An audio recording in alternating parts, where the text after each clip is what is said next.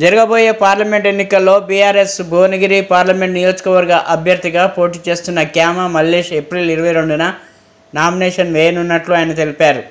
భువనగిరి జిల్లా పార్టీ కార్యాలయంలో నిర్వహించిన మీడియా సమావేశంలో ఆయన వెల్లడించారు. ముందుగా యాదాద్రి లక్ష్మీ నరసింహస్వామి వారిని దర్శించుకున్న అనంతరం బీఆర్ఎస్ శ్రేణుల ప్రజల అండదండలతో నామినేషన్ వేయనున్నట్లు పేర్కొన్నారు.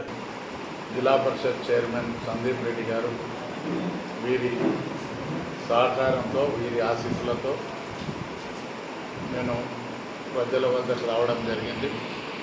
నేను 22 తారీఖు నాడు 10 నుంచి 11 మధ్యన ఉదయం శ్రీ తెలంగాణ దైవం లక్ష్మీ నరసింహస్వామి దర్శనం చేసుకొని జిల్లా పార్టీ ఆఫీస్ నుండి నామినేషన్కు బయలుదేరి కలెక్టరేట్లో నామినేషన్ వేయడం జరుగుతుంది. కాబట్టి పెద్దలందరూ కూడా రావాలని కోరుకుంటున్నాను.